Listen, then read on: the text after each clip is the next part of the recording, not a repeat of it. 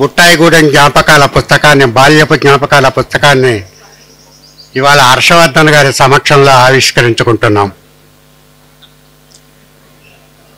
నా తర్వాత మాట్లాడే వక్తలందరూ కూడా ఆ పుస్తకం విశేషాలు చెప్తారు కాబట్టి దాని గురించి చెప్పను. కానీ 1989లో మొదలైన పర్స్పెక్టివ్స్ ప్రచురించిన 75వ పుస్తకం బుట్టాయిగూడెం, లైఫ్ ఎట్ బుట్టాయిగూడెం. సరిగ్గా 2 సంవత్సరాల క్రితం మోహన్ మొదటి పుస్తకం హాస్టల్ లైఫ్ కూడా పర్స్పెక్టివ్స్ ప్రచురించింది. అంటే పర్స్పెక్టివ్ ప్రచురించిన 2 ఏళ్ల కాలంలో రెండో పుస్తకం లైఫ్ ఎట్ బుట్టాయిగూడెం. నిజానికి హాస్టల్ లైఫ్ పుస్తకంలో మోహన్ హాస్టల్ లైఫ్ అనేది ఎంత నరకంగా ఉంటుందో 30 సంవత్సరాల క్రితం తను జరిపిన 3 ఏళ్ల నరకాన్ని బహుశా మనకు చాలా హృదయ విదారకంగా చెప్పాడు. ఒక్కోసారి ఏడ్చడం నిద్ర పట్టకుండా చేశాడు. బుట్టాయిగూడెం అయితే ఆరుగొలన హాస్టల్లో ఉన్నటువంటి ఆ జీవితానికి ముందు బుట్టాయిగూడెం జెడ్పీహెచ్ స్కూల్లో 6, 7, 8 లేదా 5, 6, 7 తరగతులు చదువుతున్నప్పుడు తన బాల్యపు తీపి చేదు జ్ఞాపకాలని ఈ బుట్టాయిగూడెం దాంట్లో రాశాడు. ఈ పుస్తకం ఎలాంటి రియాక్షన్ స్పందనని తీసుకొచ్చిందంటే, ఈ టైటిల్ చూసిన తర్వాత కొండవీటి సత్యవతి గారు అయితే లైఫ్ ఎట్ సీతారామపురం నేను కూడా రాయొచ్చు కదా అన్నారు. రాయొచ్చు. ఆమె రాస్తే ఆమె నెట్వర్క్ ఎంత పెద్దదంటే 10,000 కాపీలు వేసి అమ్మేయచ్చు. పెద్ద ప్రాబ్లం ఏం లేదు అది. తర్వాత ఈ పుస్తకానికి ముందు మాట రాస్తూ అరుణాంక్ ఒక మాట అంటాడు. సంత్రా రసంతో పాటుగా సంత్రాలు తినేటప్పుడు ఉండే గింజ నోటి కింద పడి చేదు మా దళితుల జీవితాల్లో అనుభవంలోకి వస్తుంది అన్నాడు. ఆ చేదు పేరు కులం అని చెప్పాడు. ఆ కులాన్ని హాస్టల్ లైఫ్లోనూ చూస్తాం, ఈ బుట్టాయిగూడెం జ్ఞాపకాల్లో కూడా చూస్తాం. చాలా అద్భుతంగా చెప్తాడు. తర్వాత ఈ 2 పుస్తకాల్లో కూడా మోహన్ రాసింది 2 పుస్తకాలు. కానీ చేయి తిరిగిన రచయిత, అనుభవజ్ఞుడైన ఒక రచయిత ఎలా పుస్తకాలు రాస్తాడో ఆ టెక్నిక్స్ ఈ 2 పుస్తకాల్లో కూడా కనపడుతుంది. చాలా బ్యాలెన్స్ కనపడుతుంది రచనలో. ఏమాత్రం తనకు ఎటువంటి ఘటనలు పట్ల కూడా ఏమాత్రం కూడాను పక్షపాతం చూపించకుండా తను ఉన్నది ఉన్నట్టు అతిశయోక్తి లేకుండా అటు హాస్టల్ లైఫ్లోనూ రాశాడు, ఇది రాశాడు. హాస్టల్ లైఫ్ రిలవెన్స్ ఏంటంటే 30 ఏళ్ల క్రితం తను రాసిన పుస్తకం ఇంకో 50 ఏళ్ల తర్వాత కూడా రిలవెన్స్ ఉంది. ఎందుకంటే హాస్టల్స్ ఆ పురుగులు అన్నము, ఆ వాంతులు అవన్నీ కూడా ఇప్పటికీ అట్లా ఉన్నాయి. ఇంకో 50 ఏళ్లలో కూడా ఈ వ్యవస్థ బాగుపడుతుందనే నమ్మకం లేదు. అయితే దాని నుంచి బుట్టాయిగూడెం వచ్చినప్పుడు దీంట్లో మోహన్ అనుసరించిన అద్భుతమైన ఒక టెక్నిక్ ఉంది. మోహన్ చాలా సినిమాలు చూస్తాడు. రోజులు మారాయి కానీ, మాయాబజార్ కానీ, మహానటి సినిమాలు కానీ అద్భుతమైన సినిమాలుగా రూపొందటానికి కారణం ఆ స్క్రీన్ ప్లే రాసిన రైటర్స్ గొప్పతనం చాలా ఉంది. ఇందులో ఆ స్క్రీన్ ప్లే టెక్నిక్ అద్భుతంగా వాడాడు మోహన్. మీకు ఇందులో ఒక ఇన్సిడెంట్ ఒకటి ఉంటుంది, దాని వివరాలు చెప్పని తర్వాత వాళ్ళు చెప్తారు. వృక్షకణం అడ్డుకోత అనే ఒక ఇన్సిడెంట్ మీరు ఇందులో చదువుతారు. అది చదివినప్పుడు ఏమవుతుందంటే వాళ్ళ అక్క ఏడ్చుకుంటూ ఇంటికి వస్తుంది. వాళ్ళ అక్క చాలాసార్లు ఏడుస్తుంటుంది. అక్కంటే ఏడుపేమో తెలియదు. అక్కడ దాకా తీసుకొచ్చి ఎందుకు ఏడ్చిందో మనకు చెప్పడు ఈ మోహన్. ఆ తర్వాత సడన్గా మోహన్ మళ్ళీ ప్రవేశిస్తాడు కథలోకి. మళ్ళీ కొన్ని ఇన్సిడెంట్స్ చెప్తాడు తనేదో. అప్పుడు మళ్ళీ అక్క ఏడుకుని మళ్ళీ తీసుకొస్తాడు, కనెక్ట్ చేస్తాడు. అక్కడ ఏడ్చిన తర్వాత ఎందుకు ఏడ్చిందో తెలుసుకొని ఆ సమస్యను గుర్తించి మొత్తానికి ఆ సమస్యకు పరిష్కారం చేస్తాడు. అక్కడితో ఆగుతాడు. చాలా శాడిస్ట్ రచయిత. ఏం చేశాడంటే చివరికి ఒక చిన్న మాట అంటాడు వాళ్ళ అక్కతో. ఆమె సంతోషం అంతా గాలి బుడగలాగా పేలిపోతుంది. అది అద్భుతమైన టెక్నిక్, స్క్రీన్ ప్లే టెక్నిక్. ఇది చాలా చోట్ల చూస్తాం. అట్లానే ఈ పుస్తకంలో ఇంకోటి ఏంటంటే అది దళిత వర్గాలైనా, మైనారిటీ వర్గాలైనా, అగ్రవర్ణాలైనా కూడా విషయాన్నిగా చూశాడు తప్పితే ఒక పాక్షికమైనటువంటి ధోరణిలో ఎక్కడా కామెంట్ చేయలేదు. అందుకని హాస్టల్ లైఫ్లో కంటే కూడా దీంట్లో హాస్టల్ లైఫ్లో కూడా దళిత పిల్లలు ఎక్కువ మంది చేరే చోట పిల్లల్ని చావబాదే వాళ్ళలో దళిత టీచర్లు కూడా ఉంటారు. అంటే చండామార్కుల సంస్కృతి అన్ని కులాల్లో కూడా వచ్చేస్తారు. పిల్లల్ని ఎంత చావగొడితే అంత మంచి టీచర్ అనుభవాలు చూసాం. ఇక బుట్టాయిగూడెంలో వచ్చేసరికి ఒక ఇన్సిడెంట్, ఒక ఎపిసోడ్, ఆ ఎపిసోడ్స్ వివరంగా చదివాను, మీరు చదువుకుంటారు. ఒక అగ్రవర్ణం టీచరు పిల్లల్ని స్కూల్లో చేర్పించడానికి వచ్చినప్పుడు వాళ్ళ పిల్లల కులము పేర్లు చెప్పినప్పుడు ఆ మాస్టారు మీకున్న ఒకే ఒక ఆస్తి రిజర్వేషన్స్, అది మీరు ఎలా కాపాడుకుంటారో అని చెప్పి వివరణ చెప్పి దానికి కావాల్సిన వ్యాసాలన్నీ కూడా పేపర్ కటింగ్స్ ఇస్తాడు. ఆ దెబ్బకి మన మోహన్ గాను వాళ్ళ అక్క మీనాక్షి గాను మారుతుంది. ఒక పెద్ద వ్యాసం చేయలేని పని చిన్న ఎపిసోడ్లో మోహన్ అద్భుతంగా దృశ్యమానం చేస్తాడు మనకు. అట్లా ఈ కథ చెప్తున్నాడో, నీతి చెప్తున్నాడో, పాఠం చెప్తున్నాడో అర్థం కాని పద్ధతిలో అది షేర్ని ఒక మంచి చేనేత కార్మికుడి చేతి వృత్తిలాగా ఆ నైపుణ్యం మొత్తం కనపడుతుంది. ఈ పుస్తకం ఈ వివరాలు అరుణాంక్ ఈ సభను నిర్వహిస్తూ చెప్తాడు. అట్లానే నరేష్ కుమార్ సూఫీ ఒక మాట చెప్తాడు చివరిలో. అది బుట్టాయిగూడెమైనా, గోదావరి కనైనా అందరి జ్ఞాపకాలు ఇలా కాస్త తేడాతో ఇలానే ఉంటాయి. కాకపోతే చివరిలో ఒక ఎపిసోడ్లో మనసు కలుక్కుమనే ఒక ఇన్సిడెంట్ చెప్తాడు. మీరు చదివితే తెలుస్తుంది. మిమ్మల్ని మళ్ళీ నేను ఒకసారి సూది పెట్టి పొడవక్కర్లేదు. ఇప్పుడు అరుణాంక్ ఈ సభను నిర్వహిస్తాడు. Arunank please come out the dais.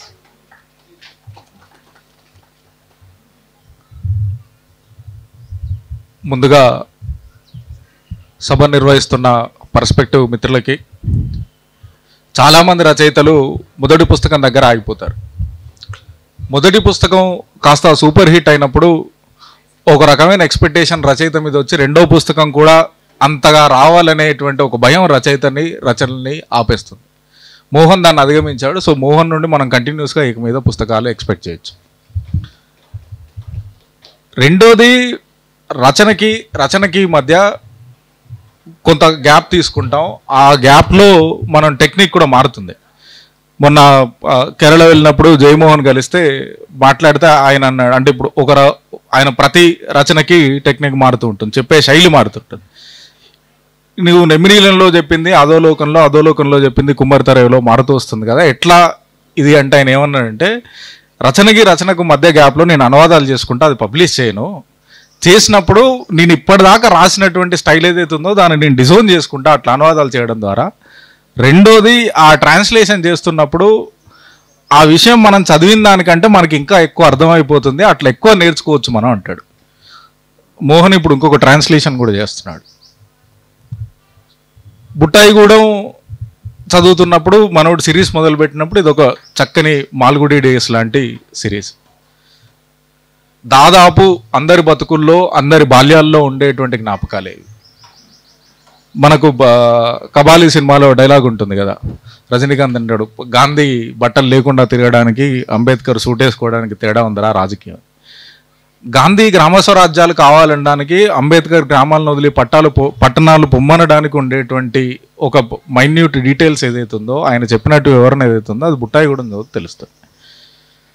అందరి జ్ఞాపకాలే, ఊరు అందరికి ఒక్కటే. అందుకే దానికి ముందు మాట రాస్తూ ఇది చక్కటి బాదం చెట్టులు లాంటి కథలు. దాని కింద కూర్చొని చదువుకుంటున్నప్పుడు అందరం బాదంకాయలు తీసుకుంటాం. స్కూలు నుండి పోతుంటే బాదం చెట్టు ఉంటుంది, అందరం పోయి తీసుకుంటాం. కొందరికి దొరుకుతుంది, కొందరికి దొరకదు. బాదంకాయ కొట్టుకొని తిన్నప్పుడు, పప్పు తినేప్పుడు ఉండే ఆనందం ఉంటుంది. అట్లే కొట్టుకుంటున్నప్పుడు రాయి పట్టుజారి చేయి మీద పడ్డప్పుడు ఉండే బాధ కొందరికి ఉంటుంది. కానీ అందరం కలిసేది ఆ బాల్యం అనేటువంటి జ్ఞాపకాల దగ్గరే. నువ్వు దాంట్లో ఉండేటువంటి దాన్ని ఒక రకంగా దాంతో అనుసంధానం కావచ్చు, నేను ఇంకో రకంగా ఫీల్ అవ్వచ్చు. కానీ మోహన్ చెప్పేదానికి, మోహన్ రాసిన దానికి నేను కనెక్ట్ అయ్యేటువంటి అంశము, మిగిలిన వాళ్ళు కనెక్ట్ అయ్యేటువంటి అంశము, పాఠకుడికి అతనికి ఉన్నటువంటి జీవితం దాని మీద డిపెండ్ అయి ఉంటుంది. ఇందాక ఆర్కే చెప్పినట్టు ఒక అద్భుతమైనటువంటి టెక్నిక్ని, రాసేటువంటి పద్ధతిని, రచనకు చదివించే గుణం ఉండాలి. నువ్వు ఎంత గొప్ప విషయం చెప్పినా కూడా ఆ రచనకు చదివించే గుణం లేకపోతే ఆ రచన ఎవరికి చేరదు. నువ్వు పుస్తకం పట్టుకుంటే పేజ్ టర్నర్ అంటాం మనం, అది ఖచ్చితంగా వాక్యం, దాని తర్వాత వాక్యం ఒక నది ప్రవహించుతున్నట్టు పోవాలి. లేదు కొంతకాలం పోయిన తర్వాత ఏముంది, రచనలో రైటర్లో ఉండేటువంటి ఒక రిజిడ్నెస్ వచ్చేసేసి అక్కడనే మనం ఏమీ రాయకుండా రాసిన దాన్నే పాద్దాన్నే రాస్తుంటాం, కొత్తగా చదివేవాడికి ఏముండదు. మోహన్ కొత్తగా రాస్తున్నాడు కాబట్టి మోహన్ దగ్గర అట్లా ప్రవహించే వాక్యం ఉంది. తర్వాత వచ్చే పుస్తకాల్లో కూడా దాన్ని మనం ఆశించవచ్చు. ఇప్పుడు పుస్తకావిష్కరణ హర్ష ఈ పుస్తకాన్ని ఆవిష్కరిస్తాడు. మోహన్ పిల్లలిద్దరూ ధరణి, ప్రీతంకి మొదటి కాపీలు అందజేస్తాడు.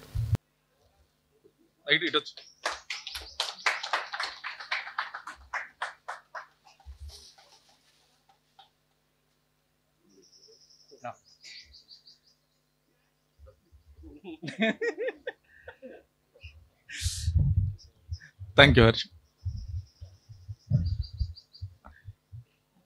సత్యవతి మాట్లాడతారు. అందరినీ బుట్టాయిగూడెం తీసుకెళ్ళడానికి పిలిచారు. నాకు ఈ బుక్ చదివినప్పుడు అంటే నేను మొదట మోహన్ గారు రాసిన హాస్టల్ లైఫ్ చదివాను. హాస్టల్ లైఫ్ చదివిన తర్వాత ఆ పుస్తకం గురించి చిన్న సమీక్ష కూడా రాశాను. ఆ బుక్ చదివిన తర్వాత నాకు ఎప్పుడూ ఒక కోరిక ఉండేది, అరే నేను ఎప్పుడు హాస్టల్లో ఉండి చదువుకోలేదు, హాస్టల్లో ఉండి చదువుకోవాలనేది చాలా పెద్ద కోరిక. మా ఊరు సీతారాంపురం, మాది కూడా వెస్ట్ గోదావరినే, గోదావరి జిల్లాలోనే పుట్టాను నేను కూడా. రోజు 4 కిలోమీటర్లు నడుచుకుంటూ స్కూల్కి వెళ్ళేదాన్ని. మా సీతారాంపురం నుంచి నరసాపురం రాను పోను 8 కిలోమీటర్లు. అరే హాస్టల్లో ఉంటే బాగుండేది కదా అని అనుకునేదాన్ని ఎప్పుడు. హాస్టల్లో ఉంటే హాయిగా ఉండొచ్చు, అక్కడ ఏం పని చేయక్కర్లేదు, నడవక్కర్లేదు అని. తర్వాత బాగా పెద్ద అయిన తర్వాత మన ఆంధ్ర యూనివర్సిటీ లేడీస్ హాస్టల్లో ఉండాలని కోరికగా ఉండేది. అక్కడ ఎంఏ చేయాలి, ఎంఏ ఏదో చేయాలని.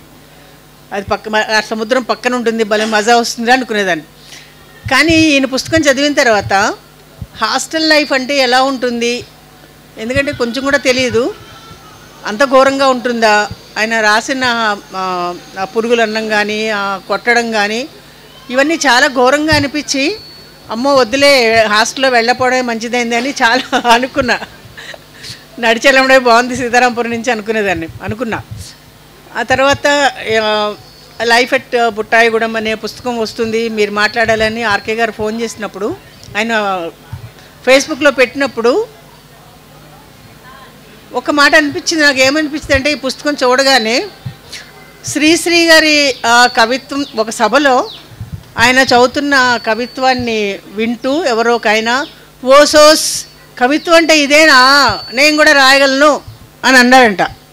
అంటే అర్థం ఏంటి అంటే, కవిత్వం అంటే అదేదో బ్రహ్మ పదార్థం, అందరూ రాయలేరు కాబోలు అనుకునే చోట ఒక సామాన్య పాఠకుడు కూడా కాదు, సభలో ఉన్న అతను అనుకున్నాడు అంటే ఆ కవిత్వం చాలా సక్సెస్ అయినట్టు లెక్క. అంటే అంతమందిలోకి వెళ్ళింది, వాళ్ళు కూడా కవిత్వం రాయాలనుకున్నారు అనే ఆ మాట అలా రావడం అనేది చాలా అద్భుతమైనటువంటి వ్యక్తీకరణ. ఈయన చదువు అంటే బుట్టాయిగూడెంలో హై స్కూల్లో ఆ లైఫ్ గురించి విన్నప్పుడు, రాసిన చదివినప్పుడు బహుశా అందరికీ అనిపించుంటుంది, అరే నేను కూడా రాస్తాను, నాకు కూడా మస్తున్నాయి, చాలా అనుభవాలు ఉన్నాయి, చాలా ఆమెని లాంటి లవ్ స్టోరీలు ఉన్నాయి, ఇంకేవో రకరకాలు ఉన్నాయి అనేది అందరికీ అనిపించుంటుంది. ఎవరు చదివారు చెప్పండి ఈ బుక్? ఇంతవరకు చదవలేదు ఎవరు. అనిపించిందా రాయాలని? అంటే అది ఆ రచన సక్సెస్ అయ్యింది, పాఠకుల్లోకి వెళ్ళింది అనడానికి ఒక గుర్తు ఏంటంటే, ఓ నేను కూడా రాయగలను, ఇది చాలా ఇలాంటి అనుభవాలు నాకు ఉన్నాయి, ఇలాంటి ఊరు నాకు కూడా ఉంది, ఇవన్నీ నేను పడ్డవి, నేను కూడా బుక్ రాయొచ్చు అనే ఒక ప్రేరణను ఏదైతే కలిగించిందో, inspiration, that is your success, Mohan గారి సక్సెస్. కంగ్రాచులేషన్స్. సో నాకెందుకు అనిపించిందంటే, నేను కూడా సీతారాంపురం అని రాయొచ్చు అనేది అప్పటికప్పుడే నేను డిసైడ్ చేసుకోవడానికి కారణం కూడా, చాలా రాశాను నేను మా ఊరు గురించి. ఇప్పటికీ కూడా, ఇప్పుడు నాకు 71 సంవత్సరాలు. ఈ 71 సంవత్సరాల్లోనూ నేను ఎప్పుడు కూడా మా ఊరిని మర్చిపోయింది లేదు, మా అమ్మ ఎట్లా మర్చిపోను, మా ఊరిని ఎట్లా మర్చిపోను. అదేమో పెద్ద నేనేదో చాలా గొప్ప జీవితాన్ని అనుభవించానని కాదు. రైతు కుటుంబంలోంచి వచ్చాను, చాలా కష్టపడి చదువుకున్నాను, ఇవన్నీ ఉన్నాయి. అయితే నా చదువు చాలా భిన్నంగా జరగడం వల్ల మీలాగా నేను రాయలేను. ఎందుకంటే ఒక స్కూల్లో మాదంతా, నేను చదివిందంతా కూడా అమ్మాయిల స్కూల్ అమ్మాయిలు, కాలేజ్ అమ్మాయిలు, 6th to డిగ్రీ వరకు అంత అమ్మాయిలతో గోల. అక్కడ కో ఎడ్యుకేషన్ లేదు, అబ్బాయిలతో ఫ్రెండ్షిప్స్ ఎట్లా ఉంటాయో తెలియదు, ఏం తెలియదు. అయితే నేను కాలేజీకి వెళ్ళేటప్పుడు మా కాలేజ్ మేట్ మాత్రం చిరంజీవి. ఆయన మొగల్తూరు నుంచి వచ్చేవాడు, మేము మా ఊర్లో ఎక్కేవాళ్ళం. ఆయనతో పాటు ఆయన మంచిగా డోర్లో నిలబడి పోజులు కొడుతుండేవాడు, మేమంతా చూస్తూ ఉండేవాళ్ళం. అట్లా ఆ అనుభవాలు కూడా ఉన్నాయి. అవన్నీ కూడా రాస్తే బాగుంటుంది కదా అని ఈ చదవగానే అనిపించింది అన్నమాట. అయితే నా చదువు ఎందుకు విలక్షణంగా జరిగిందంటే, మా నాన్న నాకు తెలియక, అదేదో ఏం స్కూల్లో కూడా తెలియక నన్ను తీసుకెళ్ళి ఒక ఓరియంటల్ స్కూల్లో పడేస్తారు. ఆ ఓరియంటల్ స్కూల్ అంటే సాంస్క్రిట్ తప్ప ఏమీ చదువుకోలేదు నేను, ఓన్లీ సాంస్క్రిట్ 6th నుంచి 10th వరకు. ఇంగ్లీష్ కానీ, అంటే సైన్స్ కానీ, సోషల్ స్టడీస్ కానీ, మ్యాథ్స్ కానీ నాకేం తెలియదు. అట్లాంటి స్కూల్లో, అందులోనూ ఆడపిల్లలు ఉన్న స్కూల్లో ఆ అనుభవాలు కూడా రాస్తే ఎట్లా ఉంటుంది. సంస్కృత మాస్టర్ మమ్మల్ని, మీరిందా బాదం చెట్టు అన్నారు కదా, అట్లాంటి బాదం చెట్టు చుట్టూ తిప్పి మమ్మల్ని కొట్టేవాళ్ళు. అంటే అమరకోశం వల్లి వేయాలి, రామ రామో రామ అనే వల్లి వేయాలన్నమాట. అవన్నీ అప్పుడు వల్లి వేసే పాఠాలే కాబట్టి సంస్కృతంలో. ఆయన మేము దొరకపోతే ఆయన తలకు గోడకేసి కొట్టుకునేవాడు, మేము బాదం చెట్టు ఎక్కువ కూర్చునేవాళ్ళం. ఆయన దొరికేవాళ్ళం కాదు అసలు. అయ్యో పాపం కొట్టుకుంటున్నాడని మళ్ళీ మేమే దిగొచ్చి అరే వద్దులేండి కొట్టండి అంటే పాపం అప్పటికి ఆయన కోపం దిగిపోయేది. ఇలాంటి అనుభవాలు అందరికీ జీవితాల్లోనూ ఉంటాయి. అయితే నేను ఈ పుస్తకం టైటిల్ చూసిన తర్వాత ఒక డిసప్పాయింట్మెంట్ ఎక్కడొచ్చిందంటే నాకు, అంటే ఫస్ట్ బుక్లో కూడా ఆయన హాస్టల్ జీవితం గురించి, చదువు గురించే రాశారు. రెండో పుస్తకంలో ఒక హై స్కూల్లో జీవితం, హై స్కూల్లో టీచర్సు, తర్వాత మిగతా అన్నీ ఎగ్జామ్స్ అన్నీ. నేను అనుకున్నది ఏంటంటే, నేను మా ఊర్లో మాలపల్లిలో చాలా అనుబంధంతో పెరిగాను. అక్కడ జీవితం గురించి చాలా దగ్గరగా చూశాను నేను. పిల్లల్ని కొట్టడం అనేది అది ఎంత సీరియస్ విషయం అంటే, మనకు కమ్యూనిస్ట్ మేనిఫెస్టోలో తల్లిదండ్రులు పిల్లలపై చేసే హింసను మేము రద్దు చేయాలనుకుంటున్నాం, దానికి మమ్మల్ని నేరస్తులు అంటారా? అవును, మేము నేరస్తులు ఏమంటారు మార్క్స్ ఎంగిల్స్. అంటే అది అంత పెద్ద విషయం. కమ్యూనిస్ట్ మేనిఫెస్టో అనగానే మనం అదేదో ఒక పెద్ద ఎకానమిక్ ప్రిన్సిపల్, ప్రపంచాన్ని మార్చే సిద్ధాంతం ఇదంతా చదువుకుంటాం కదా. దాంట్లో ఇంత చిన్న మైన్యూట్ విషయాన్ని కూడా మార్క్స్ ఎంగిల్స్ రాశారు. అది విశ్వజనీనమైనటువంటిది. కొట్టడం, కోదండం తీయడమే కాదు, కోదండం తీసి కింద ముంత పోగేస్తారు. ఏది ఇందాక మానపోగు అనేది ఏదైతుందో, అది ఒక చిన్న కుండ తీసుకొని, కుండలో సేమ్ అట్లా ఒక ఎండిపోయిన పరకలు వేసేసి దాంట్లో ఎండుమిర్చి వేసేసి పోగేస్తారు. అంటే బూతులు మాట్లాడితే, గొడవలు చేస్తే ఎక్కువ, ఈ అంటే చేసే అల్లరిని బట్టి వేసే శిక్షలు కూడా ఉంటాయి. ఇప్పుడు హర్ష మాట్లాడతాడు పుస్తకం గురించి. అందరికీ నమస్కారం అండి.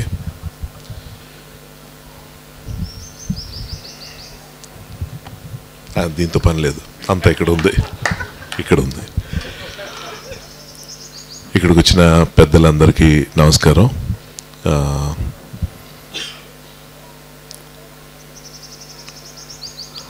అస్సలు అర్హత లేని అదృష్టం నాది. అదృష్టం అయితే ఉంది. ఈ సభకి నన్ను ఎందుకు పిలిచారో మోషే గారు చెప్పాలి. సో ఎందుకంటున్నానంటే ఈ మాట, నేను ఈ విషయంలో చాలా చిన్నవాడిని, చాలా చిన్నవాడిని. అంటే మధ్యలో అంత ఉంది, పైన అంత తక్కువ ఉంది, మధ్యలో ఎక్కువ ఉంది. నువ్వు చిన్నవాడు ఏంటంటే, నేను ఏజ్ గురించి చెప్పట్లేదు, దాదాపు 25 నిజం చెప్పాలంటే తెలుగు సాహిత్యానికి 27 ఏళ్ళు 28 ఏళ్ళ క్రితం డిస్కనెక్ట్ అయిపోయాను టోటల్గా. దానికి కారణం నా లిమిటెడ్ టేస్ట్ బడ్స్ అనమాట. వస్తున్నాను ఆ పాయింట్. సో నాకున్న ఇదేంటంటే, ప్రాబ్లం అనే చెప్తున్నాను. నాకు చాలా తక్కువ విషయాలు కనెక్ట్ అవుతుంటాను నేను. ఆ కొంచెం కనెక్ట్ అయిన వాటిని బాగా ఎక్కువ ఆస్వాదిస్తూ ఉంటాను. సో వెరైటీస్ నేను ట్రై చేయను. అలాగే లిటరేచరు నాకు ఎలా తయారైందంటే ఒకనో టైంలో, మరి అది మంచో చెడో తెలియదు కానీ, యండమూరి వీరేంద్రనాథ్ గారి బుక్స్ చదవటం అలవాటు అయిన తర్వాత ఇంకా అది అలవాటు అయిపోయి ఇంకెవరి రచనలు నాకు అప్పట్లో ఎక్కకపోవటం వల్ల అన్నీ పక్కన పెట్టేసి, చదవటం పక్కన పెట్టేసి, అప్పుడప్పుడే మనకి హెచ్బిఓలు, స్టార్ మూవీస్ రావడం, సినిమాల వైపు ఎక్కువ టైంపాస్ అయ్యటం అలాగా అయిపోయింది. చివరికి 25 ఏళ్ళు గడిచిన తర్వాత చదవటం అన్నది నేను నిద్రపోవడానికి వాడే పరిస్థితికి వచ్చింది. ఎప్పుడైనా నిద్ర రాకపోతే ఇలా పుస్తకం తీసి చదివితే నా నిద్ర వచ్చేస్తుంది. సో అటువంటి జీవితంలో నాకు కేవలం మోహన్ గారి మీద ఉన్న వ్యక్తిగతమైన అభిమానంతో ఆయన అడిగితే కాదనకుండా ఈ ఫంక్షన్కి వస్తున్నప్పుడు కనీసం ఒక 4 దాన్ని చాప్టర్స్ అంటారు, ఎందుకు ఈ కన్ఫ్యూజన్ ఎందుకు వచ్చింది కూడా చెప్పాలి నేను. సో ఎంత కొంచెం చదువుకొని రావాలి అని మొదలుపెట్టి ఆపకుండా 118 పేజీలు చదవటం అన్నది నాకు నేనే దండేసుకోవాల్సిన విషయం.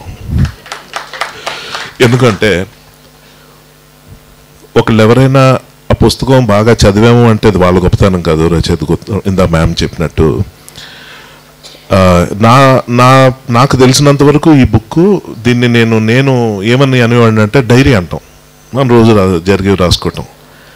దాన్ని ఒక ఫిక్షను, ఇందాక వారు చెప్పినట్టు ఫైట్లు ఉన్నాయి, సాంగ్స్ ఉన్నాయి, అన్ని రొమాన్స్ ఉంది, ఒక స్క్రీన్ ప్లే సార్ చెప్పేశారు, RK sir first of all మీకు థ్యాంక్స్ చెప్పాలండి. ఫస్ట్ మీతో మొదలు పెట్టాలి. నేను ఏదో ప్రిపేర్ అయ్యి ఇక్కడికి వచ్చి అంటే కరెక్ట్ అంటే ఈ బుక్ ఆయన రాశారు కానీ ఆయన దస్తూరిలో లేదు.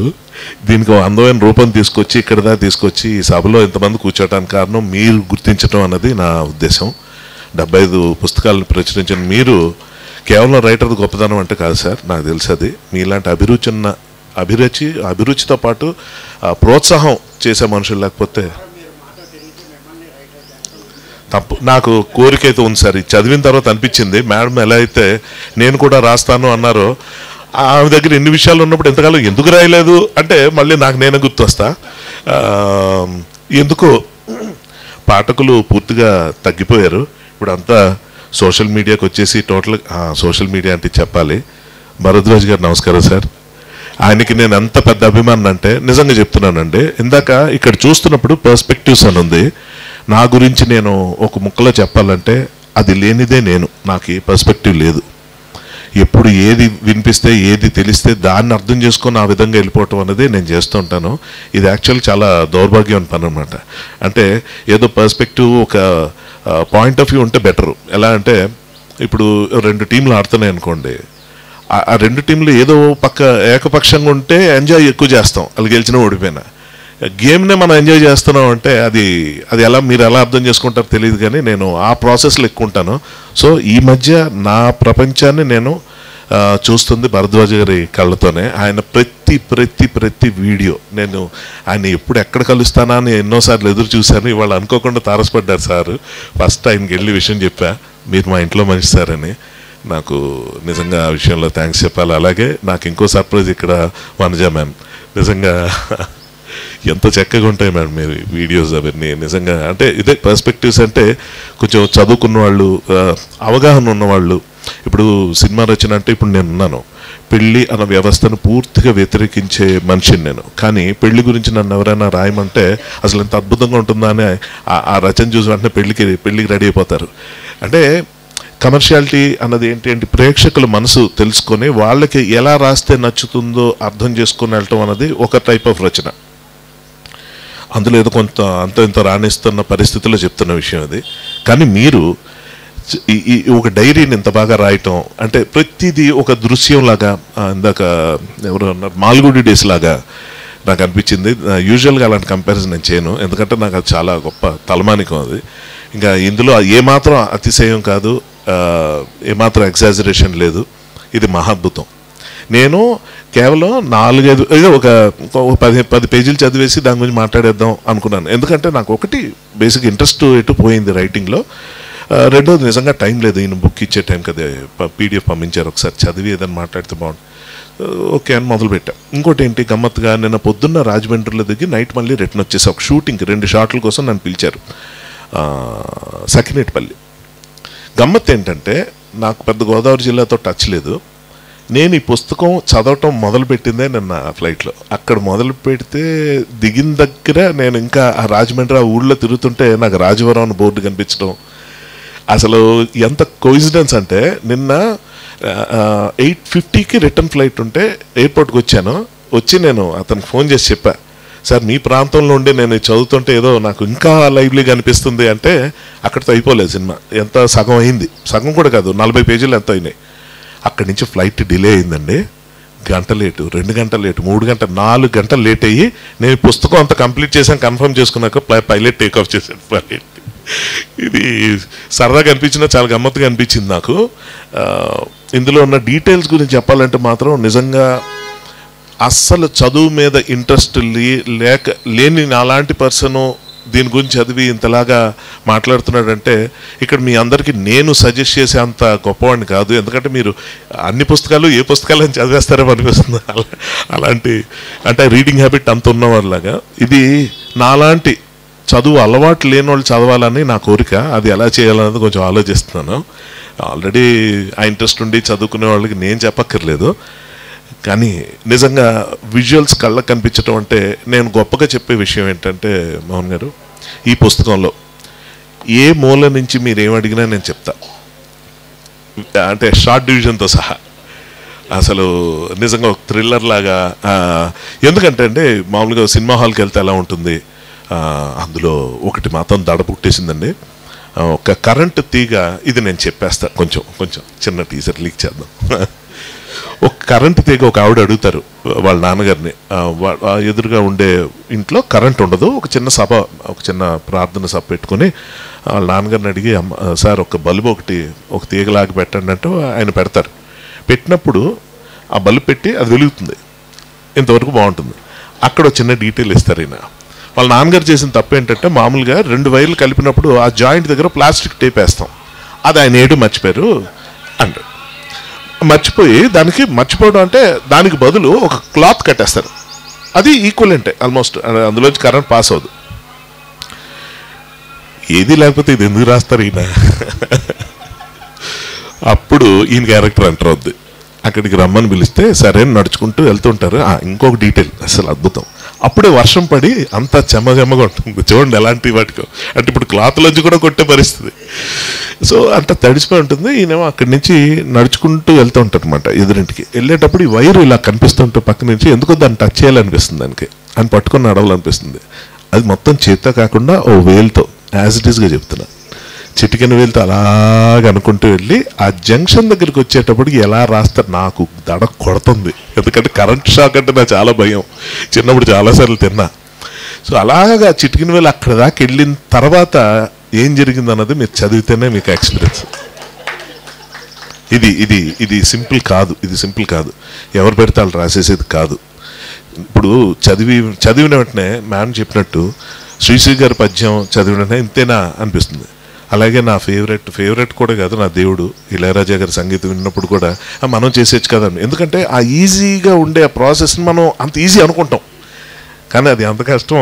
ఒకసారి వేలు పెడితే అర్థమవుతుంది అన్నది. ఈ వేలు కాదు, ఏ వేలు పెట్టిన అది నిజంగా అస్సలు చాలా అండర్ కాన్ఫిడెంట్గా ఉండి ఇంత పెద్దవాళ్ళ దగ్గర నేను మాట్లాడాల్సిన పరిస్థితి అంటే నిజంగా చెప్తున్నానండి. ఆల్రెడీ చెప్పేశాను, వారి కళ్ళల్లోంచి ప్రపంచం చూసే పరిస్థితుల్లో ఇప్పుడు నేను ఆయన ముందు మాట్లాడుతుంటే నాకు మాట్లాడడం తప్పించుకోవటానికి చూస్తూ ఉంటాను. కానీ ఇవాళ ముందు నేను మాట్లాడేస్తే బాగుంది అనిపించింది. ఎందుకంటే ఆర్కే సార్ ఏమీ చెప్పనంటుంటే స్క్రీన్ ప్లే గురించి చెప్పేశారు, అదేదో మాట్లాడదాం అనుకున్నా అయిపోయింది.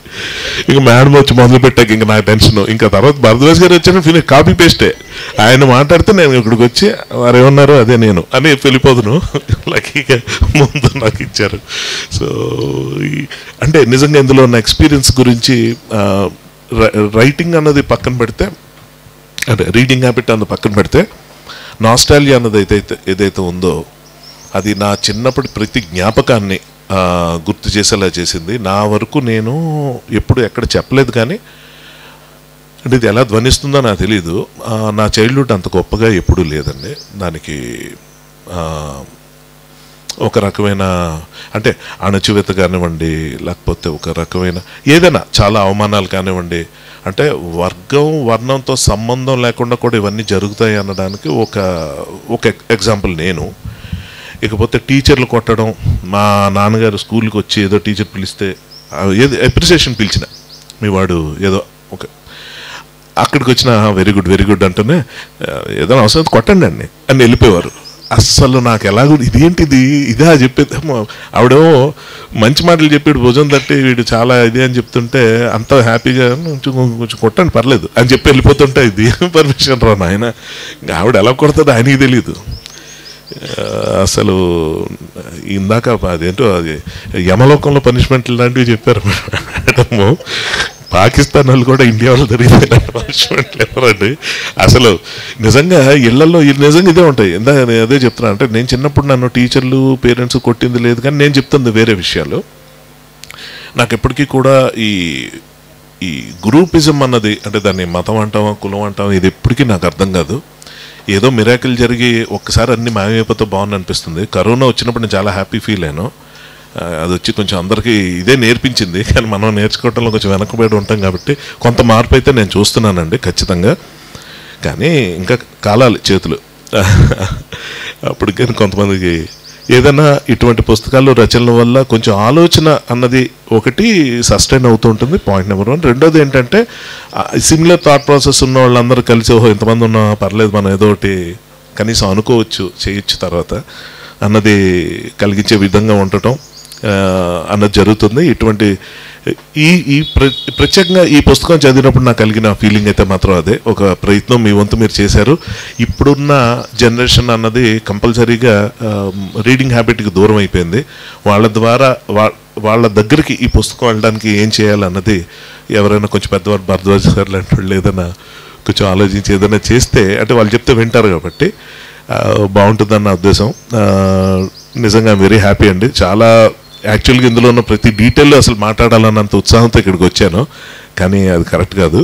మీరు చదివితే వచ్చే అనుభూతి ఎక్కువ, అంత ఇంకేం లేదు. ఇందులో ఇంటర్వల్ బ్యాంగ్లో సస్పెన్స్లు రివీల్ చేసే పరిస్థితి అదేం కాదు. కానీ but thank you very much for అంటే నన్ను ఎలిజిబుల్గా భావించి ఇక్కడ పిలవటం అనేది నిజంగా మనస్ఫూర్తిగా చెప్తున్నాను. నాకు చదువు అన్నది మిస్ అయిపోయినా, నాకు అర్హత లేకపోయినప్పుడు కూడా మీ వల్ల మళ్ళీ నేను చదవటం మొదలుపెట్టాను, ఇంకా కంటిన్యూ చేస్తానన్న విషయం నాకు అర్థమైపోయింది. దానికి నేను మీకు థ్యాంక్స్ చెప్పుకోవడానికి ఇక్కడికి వచ్చా. ఇది main. Thank you very much.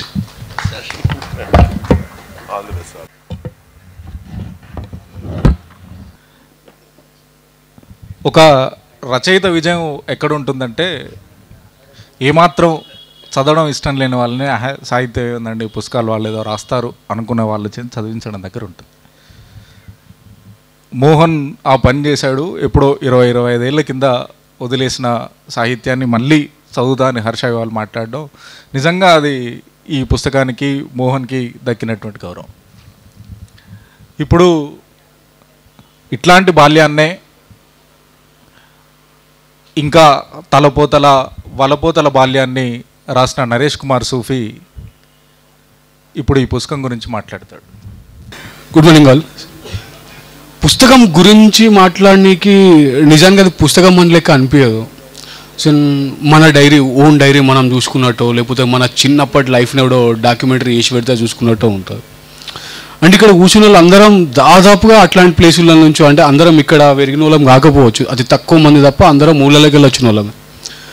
ఏడన్నా మనం చూసుకొని ఇట్లా చదువుతుంటే ఒక్కోసారి ఏమవుతుందంటే, దాదాపుగా ఒకవేళ చదివిన వాళ్ళకైతే ఖచ్చితంగా మీ ప్రైమరీ స్కూల్ గుర్తొచ్చి ఉంటుంది. First school uniform, Reynolds pen, ఇట్లాంటి అన్నీ యాదకొచ్చి ఉంటాయి. అన్నిటికంటే ముఖ్యంగా చిన్నప్పుడు మన అయ్యలు కొట్టింది అయితే ఖచ్చితంగా గుర్తుకొస్తుంది. అంటే అలా రాసుకున్న తీరు చూసి ఎట్లా అనిపిస్తుంది అంటే, మోహన్ వాళ్ళ నాన్నని మీరు ఎవరు చూస్తున్నారు, మేము కూడా ఆయన లాస్ట్ డేస్ టైంలో అట్లా చూసినాం. ఈ మనిషి చిన్నప్పుడు అంత దారుణంగా ఉండేనా ఇట్లా కొట్టిండా అనిపిస్తుంది అనమాట. ఇది మాట్లాడితే దెబ్బలు తినుకుంటున్నా పెరిగిండు. ఓకే, ఎవ్వన్ లైఫ్ అని అంటే అటు గోదావరి జిల్లా అయినా మా గోదావరికైనా దాదాపు చిన్నప్పటి బాల్యాలందరికీ మన ఒకటే. పుస్తకం లోపల ఫస్ట్ తీయడానికి కొద్దిగా భయమైన. ఇంతకుముందు లాస్ట్ బుక్ ఎట్లా ఉండే అంటే, అమ్మ పేజీ తిప్పుతా అంటే ఏడుపొస్తుంది, ఇప్పుడు ఎందుకురా ఇంతగానం కష్టం మళ్ళీ తెచ్చుకొని చదువుడు అన్నట్టు ఉండే అది హాస్టల్ లైఫ్. ఆ చదివి దాన్ని మర్చిపోయి కొద్ది రోజులు అయిన తర్వాత మళ్ళీ కొత్త బుక్ అనగానే మళ్ళీ బాల్యం అనగానే భయమైంది, ఎట్లా రాస్తాడా మళ్ళీ అదే తెచ్చుకొని చదవాలన్నా అంతే బాధపడాలన్నా అని. ఈసారి మాత్రం ఖచ్చితంగా హ్యాపీ ఫీల్ అవుతుంది. అంటే ఏదో మిస్ అవుతుంది మన లైఫ్లోకి వెళ్ళి, దాన్ని ఈ ఉన్న లైఫ్లో కొత్తగా వచ్చే దాంట్లో మర్చిపోతాం. చిన్నప్పుడు బాల్యం అనేది గుర్తుండేది, టక్కన మా చిన్నప్పుడు అనుకుంటే ఏదో చాక్లెట్ తిన్న జ్ఞాపకం, ఐస్ క్రీమ్ తిన్న జ్ఞాపకం ఇట్లాంటివి తప్పించి స్కూల్ బెంచ్లో కూర్చొని మన దోస్తుగాంతో పేపర్లో ఫ్లేమ్స్ వేస్తాం, లేకపోతే ఏదైనా టీచర్ రాగానే ఆ సార్కి ఒక కొత్త పేరు పెట్టి జోకులు వేసుకుంటాం. అండ్ ఏదో తీట పని చేసి, అంటే చదువులే కాదు, ఇప్పుడు సార్ మీద సెటర్ వేసు వెనక కూర్చొని ఏదో కామెంట్ చేసి దెబ్బలు తింటాం. ఇట్లాంటివి రెగ్యులర్గా గుర్తురావు, ఎవడో గుర్తు చేయాలి, దాన్ని స్పెషల్గా గుర్తు చేస్తే తప్ప అవి గుర్తురావు. మనతో కూర్చొని, అంటే మనకు పార్ట్నర్ ఉంటాడు స్కూల్లో, మోస్ట్ ఆడు కలిస్తే తప్ప ఈ చిన్న చిన్న పనులు గుర్తు, అరే ఇది చేసి దెబ్బలు తిన్నాం కదా మనం. ఆఖరికి మనం వేసుకున్న పాత షర్ట్ ఒకటి తీస్తా అంటే ఎప్పుడో దొరుకుతుంది.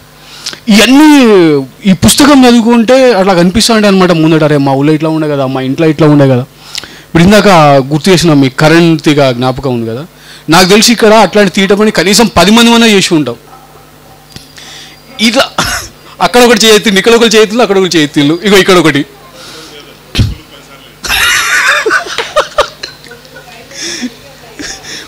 అది ఖచ్చితంగా మనకు మొదటి కరెంట్ షాక్ అనుభవం అట్లనే జరుగుంటుంది. అది కావాలని పొరపాటున కొట్టింది కాదు, మనం అందులో ఏం పెడతాం. నువ్వు ఇంకా టాలెంటెడ్ ఇది ఇట్లా. అంటే ఒక మన లైఫ్ని రోజు పోయే ఆఫీసు ఇట్లా పడే బాధలలోకి వెళ్ళి, అరే నాకు కూడా ఒక టైం ఉండే కదా, నేను కూడా ఇన్ని తీట పనులు చేసి ఇంత హ్యాపీగా బతికినా, నేను మా అయ్యని ఏడిపించిన, నేను ఏడ్చిన అండ్ ఇట్లా ఉండే కదా అని చెప్పి చెయ్యి మీద ఉండేది మోకాల మీద ఎక్కడో ఒక మనకు చిన్న దెబ్బ కనిపిస్తుంది. కబడ్డీ ఆడేటప్పుడు, షర్ట్ మీదకి వెళ్ళి పడ్డప్పుడు, సైకిల్ తొక్కుంటా కింద పడ్డప్పుడు మన బాడీలోనే ఉంటుంది. ఎప్పుడో దాన్ని చూసుకొని ఆ సందర్భం గుర్తు తెచ్చుకునే టైమే రాదు. ఇది చదివిన తర్వాత నేను ఈ తొడ మీద ఉంటుంది మచ్చ, ఇప్పుడు చూపించడం కొంచెం కష్టం. అది తీసుకొని మళ్ళీ ఇట్లా చూసుకున్నాను, నాకు కూడా రాకి ఉండే కదా అని చెప్పేసి ఇలా షార్ట్ చేసుకొని వస్తే చూపించేటోని సుజాత మై మర్జాత. అది అంటే ఇట్లాంటి కూడా రావాలి. జస్ట్ మనం సాహిత్యం చదువుతాం కదా, మస్తు నాలెడ్జ్ కావాలి, సాహిత్యం చదువుతాం, పెద్ద పెద్ద పుస్తకాలు చదువుతాం, లేదా ఇంకా దేనికోసమో సిరీస్ చూస్తాం, గొప్ప విషయాలు తెలుసుకుంటాం. అరే అవి ఎప్పుడు నడుస్తూనే ఉంటాయి. జస్ట్ మనల్ని మనం గుర్తు చేసుకోనీకో, మనం అంటూ ఇట్లా బతికొచ్చినాం కదా అని యాద్ చేసుకొని కూడా ఒక పుస్తకం కావాలి. అండ్ మోహన్ అట్లాంటి 2 పుస్తకాలు ఇచ్చాడు. ఒకటి మనం మర్చిపోయిన బాల్యం అందంగా ఉంటుంది, మనం చెప్పుకుంటాం కదా, అమాయకమైన బాల్యం, అందమైన బాల్యం అని. భయంకరమైన బాల్యం ఎట్లా ఉంటుందో అని ఫస్ట్ బుక్ చదివితే తెలుస్తుంది. అండ్ రెండోది మధ్యతరగతి అని చెప్పలేను కానీ ఓకే అట్లాంటిదే దాదాపుగా జీవితం, పెద్ద రిచ్ లైఫ్లో ఏం కావు మనకి. అట్లా కూడా హ్యాపీగా బతికిన టైమ్స్ ఉంటాయి. అంటే ఎప్పుడో పాలల్లో ఇట్లా చక్కెర కాకుండా డబల్ రొట్టె వేసుకొని తిన్నట్టు ఇట్లా స్పెషల్ డే ఒకటి ఉంటుంది. అట్లాంటి టైమ్స్ కూడా మనకు ఉంటాయని గుర్తు చేసుకున్న బుక్ ఇది. అండ్ థ్యాంక్ యూ మోహన్, ఇది రాసి అట్లా గుర్తు చేయించినందుకు కూడా. And thank you all. Bharadwaj ఇప్పుడు దీని గురించి ఒక 2 నిమిషాలు పంచుకుంటాడు. అందుచేత ఈయన దెబ్బలు తిన్నాడు అని అంటున్నాడు, నేను తిన్నాను. నన్ను కూడా కొట్టారండి చిన్నప్పుడు దారుణంగా. సరే చాలా అనుభవాలు ఉన్నాయి చిన్నప్పుడు.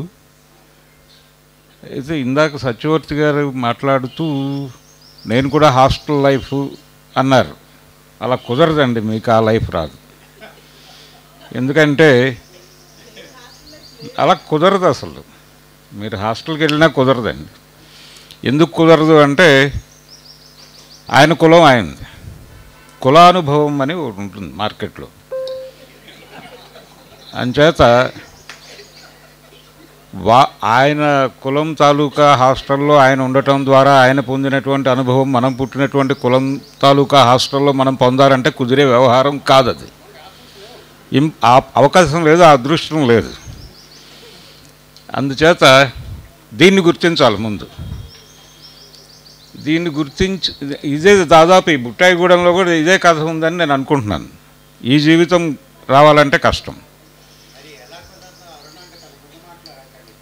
రాశాడా? మరి ఆ క్లారిటీ ఉండాలి. కులాంతర్గామి అంటాం మనం మామూలుగా, కులం నుంచి కులంలోకి అని.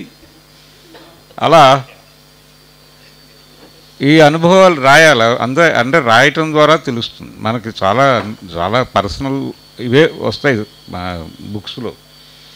ఆ రోజుల్లో బారిస్టర్ పార్వతీశంలో కూడా పర్సనల్ ఎక్స్పీరియన్స్లే కదా అవన్నీ. కాబట్టి ఎవరి కులానుభవాలు వాళ్ళు రాసేయాలి అంతే, అట్లా ఎక్స్చేంజ్ చేసుకోవాలి. అందుకని మాకు మీ జీవితాలు చూపిస్తున్నందుకు గాను మీకు మేము రుణపడి ఉండాలి. అలాగే మేము కూడా మా అనుభవాలు రాయటానికి ప్రేరణ కలిగిస్తున్నందుకు కూడా మీకు ధన్యవాయిద్యాలు చెప్పాలి. థ్యాంక్స్ విత్ క్లాప్స్ అనే ఒక ఇంగ్లీష్ దారుణానికి తెలుగు అనువాదం ధన్యవాయిద్యాలు. Thank you. పైన ఒక చిన్న విషయం, మోహన్ రాసిన ఈ పుస్తకం కంప్లీట్ లేఅవుటు, లోపల బొమ్మలు, కవర్ పేజీ డిజైను మొత్తం చేసింది శేషు. ఈ లైఫ్ ఎట్ బుట్టాయిగూడెం టైటిల్ రాసింది ప్రకృతి మొదటిసారి. వాళ్ళిద్దరికీ థ్యాంక్స్. నిజానికి నాకే మాట్లాడటానికి ఏమీ లేదని ఇప్పుడు అర్థమైంది. అందరికీ ఫస్ట్ ఆఫ్ ఆల్ చాలా థ్యాంక్స్ అండి. నాకేమాత్రం సంబంధం లేని ఊరు ఇది యాక్చువల్గా. హైదరాబాదు అంటే చాలామంది గోదావరి జిల్లాల వాళ్ళకి ఎప్పుడన్నా వచ్చి ఎంజాయ్ చేసి వెళ్ళిపోయే ఊరు కదా ఇది. అష్టాచమ్మ సినిమాలో నానిగారిలాగా. సీరియస్లీ అంతే. మాకు హైదరాబాద్ అంటే ఇదొక సెపరేట్ ఇదొక ప్రాంతం అంతే. నాకు ఢిల్లీ వెళ్తే సడన్గా ట్రైన్ దిగ్గానే ఏ ఫీలింగ్ వస్తుందో నాకు హైదరాబాద్ వచ్చినా అదే ఫీలింగ్ వస్తుంది. కొత్తగా ఉంటుంది, వాతావరణం కొత్తగా ఉంటుంది, మనుషులు కొత్తగా ఉంటారు, అంతా కొత్తగా ఉంటారు. కానీ నెమ్మదిగా లాస్ట్ 2022లో హాస్టల్ లైఫ్ ప్రింట్ చేసిన దగ్గర నుంచి నాకు హైదరాబాద్కి రాజమండ్రికి తేడా తెలియకుండా పోయింది నెమ్మదిగా. మీరు చాలామంది నమ్మరు, ఇక్కడ ఉన్న వాళ్ళలో ఎవరు నాకు స్కూల్లో క్లాస్మేట్స్ కాదండి, కాలేజ్ మేట్స్ కాదు, ఇంకెక్కడ కలిసిన వాళ్ళు కాదు. It's a good thing. చాలామంది సోషల్ మీడియా అని చెప్పి దాన్ని పెద్ద భూతంలాగా క్రియేట్ చేసేటువంటి పని చేస్తున్నారు. కానీ అదే ఇదివరకు సోషల్ మీడియా లేనప్పుడు లోకంలో ఎటువంటి 2 రకాల మనుషులు ఉన్నారో ఇప్పుడు సోషల్ మీడియాలో కూడా అంతే 2 రకాల మనుషులు ఉన్నారు. ఏ పిల్లలు అయితే అవి చూసి పాడైపోతున్నారు అనుకుంటున్నామో అదే 13-14 ఏళ్ల పిల్లలు గిటార్లు, పియానోలు నేర్పిస్తూ డబ్బులు సంపాదిస్తున్నారు పెద్దవాళ్ళకన్నా ఎక్కువ. So making use of it అనేది ప్రతిదానికి 2 రకాల మనుషులు ఉంటారు. సో నాకు హైదరాబాద్లో ఈ ఫ్రెండ్స్ అందరినీ ఫేస్బుక్ ఇచ్చింది. ఎండస్ మార్టిన్ అనే ఆయన నా జీవితంలోకి వచ్చిన తర్వాత నా జీవితం ఒక కొత్త కంప్లీట్ న్యూ టర్న్ తీసుకుంది యాక్చువల్గా. ఇంకొక ముఖ్యమైనటువంటి విషయం నేను చెప్పాలి. ఈ స్టేజ్ మీద మళ్ళీ ఎగ్జాక్ట్లీ 10 years తర్వాత మాట్లాడుతున్నాను నేను. 2015లో ఒకానొక కవి సంగమం మీటింగ్ కోసం ఇక్కడ నన్ను పోయం రిసైట్ చేయమంటే ఒక పోయం రిసైట్ చేశాను యాకూబ్ అన్న సమక్షంలో. మళ్ళీ ఎగ్జాక్ట్లీ 10 years తర్వాత మళ్ళీ ఇక్కడ నా సెకండ్ బుక్ లాంచ్ అవుతుంది. సో ఈ 10 yearsలో నాకు ఫేస్బుక్ ఎంతమంది ఫ్రెండ్స్ని ఇచ్చిందంటే, ఈ శేషు కొర్లపాటి, అరుణాంకులత, వీళ్ళ పేర్లు జనరల్లీ ఫేస్బుక్లో ఎక్కడెక్కడో దేశంలో ఎక్కడించో ఉన్న వాళ్ళందరూ పేర్లు చూస్తుంటారు. నేను రెగ్యులర్గా వస్తే నాకు వీళ్ళు అడ్రస్ అయిపోయారు. అంటే ఎక్కడికి వెళ్తున్నావు మోహన్ హైదరాబాద్లో అంటే ఇదివరకు ఎప్పుడో నా కాలేజ్ ఫ్రెండ్స్ వాళ్ళు పనిచేస్తూ రూముల్లో ఉంటే వెళ్ళేవాడిని. ఇప్పుడు ఆటోమేటిక్గా వాళ్ళ ఇంటికి వెళ్ళిపోయి డోర్ కొట్టేయడమే పొద్దున్నే దిగి, అంత అలవాటు అయిపోయారు. సో ఫేస్బుక్ ఫ్రెండ్ సర్కిల్ అనేది నాకు ఒక కంప్లీట్ డిఫరెంట్ సర్కిల్. అది స్కూల్ సర్కిల్తోనూ, కాలేజ్ సర్కిల్తోనూ, నేను ఇప్పుడు పనిచేస్తున్నటువంటి ఆఫీస్ సర్కిల్తోనూ సంబంధం లేని ఒక కొత్త సర్కిల్. ఇదేం చేసిందంటే, అంతకుముందు నాకున్నటువంటి సర్కిల్స్ ఎవ్వరూ నాలో గుర్తించినటువంటి ఒక విషయాన్ని గుర్తించింది. అదేంటంటే నేను రాయగలుగుతానని. ఫస్ట్ ఆఫ్ ఆల్ కవి సంగమంలో పోయమ్స్ రాస్తూ ఉండేవాడిని. హర్ష గారు అన్నట్టు నాకు కూడా అంతే, ఒక పర్స్పెక్టివ్ ఉండేది కాదు. ఖచ్చితంగా 2 దేశాలు ఆడుకుంటుంటే ఎవరో ఒకరికి గెలవాలని నేను ఎప్పుడు చిన్నప్పటి నుంచి అనుకోలేదండి. ఆ డీటెయిల్ కూడా ఈ బుక్లో ఒక చోట రాశాను నేను. 2-3 అంకుల్స్ తోటి ఆల్మోస్ట్ చావు దెబ్బలు తినబోయా, ఇంకేం గెలుస్తుందిలేండి ఇండియా పోద్ది అన్నాను క్యాజువల్గా. అది కూడా పాకిస్తాన్తో మ్యాచ్ జరుగుతున్నప్పుడు అనుకుంటా. నాకు తెలియక క్రికెట్ అంటే అంత సీరియస్ విషయం అని తెలియక 3 పెద్దవాళ్ళు చాలా సీరియస్గా ఇలా చూస్తున్నారు. నేను చాలా క్యాజువల్గా ఎవడో వికెట్ పడిపోగానే ఇంకేం వెళ్తుందిలేండి ఇండియా కొడతాను లేసారండి సీరియస్లీ. సో ఇలాంటి వాడిని నేను పనిచేసే చోట ఎలా సర్వే అవుతున్నానో మీరు ఊహించుకోండి. ఇలాంటి మాట ఏదో ఒకటి అంటుంటాగా రెగ్యులర్గా. సడన్గా అందరూ ఇలా చూస్తే తప్ప అర్థం అవ్వదు, ఓహో వీళ్ళందరినీ హర్ట్ చేసేదన్నాను నేను.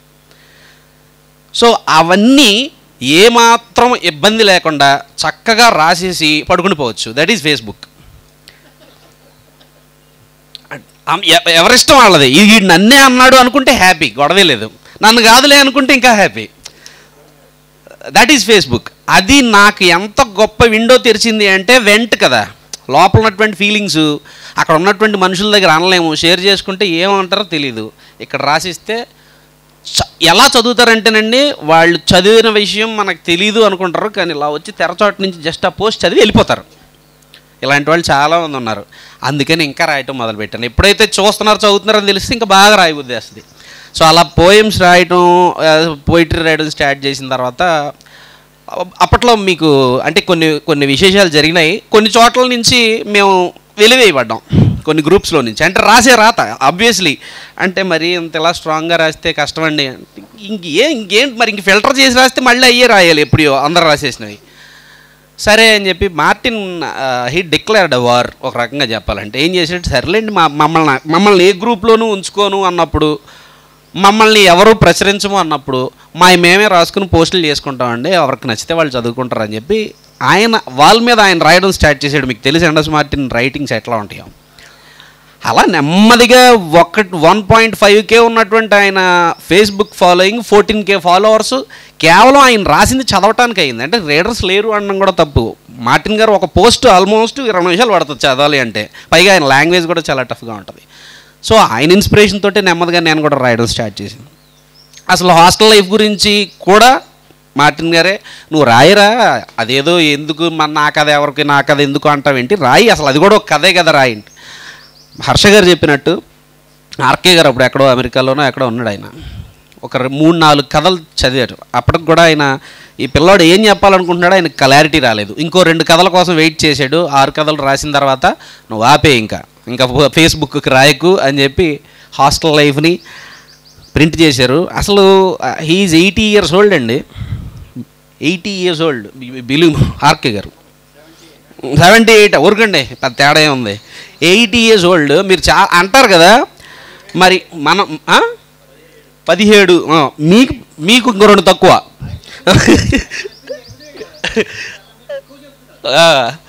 సో మరి ఆయన తిరిగే మనుషులు మాత్రం చూడండి, వాడు అరుణాంక్, శేషు, పొద్దున్న లెగిస్తే ఆయన స్పెండ్ చేసే మనుషులు వీళ్ళే.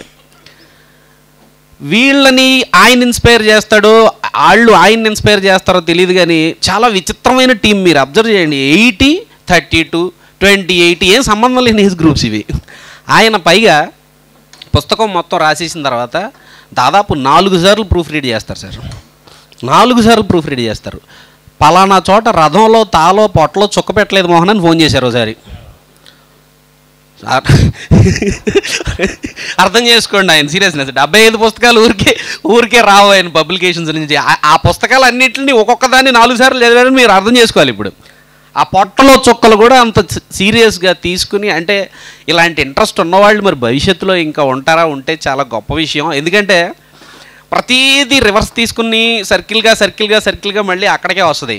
అంటే పాత సినిమాల్లో ప్యాంట్లే మళ్ళీ ఇప్పుడు మోడల్స్ అవుతున్నట్టు, పాత సినిమాల్లో చొక్కాలే మళ్ళీ ఇప్పుడు ఫ్యాషన్ అవుతున్నట్టు, మళ్ళీ రేపు పొద్దున్న అందరూ పుస్తకం చదవడాన్నే ఫ్యాషన్గా భావించే రోజులు మళ్ళీ వస్తాయి, డెఫినెట్గా వస్తాయి. అవేం పోలేదు, ఇప్పుడు కూడా ఉన్నాయి, కానీ ఇంకా అది పెరుగుతుంది.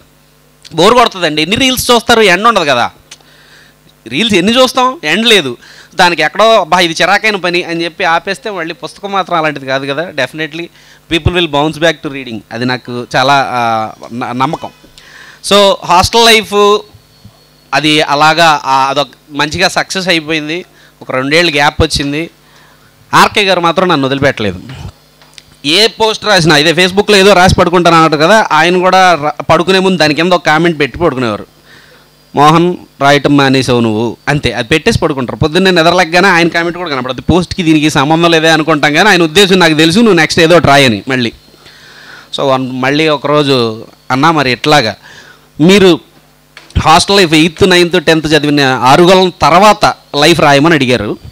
సో దాని ముందు కూడా ఒక విచిత్రమైన జీవితం ఉంది, అది ఎలా ఉంటుంది అని చెప్పి లైట్గా 1-liners బుట్టాయిగూడెం 1-liners ఆయనతో చెప్పాను.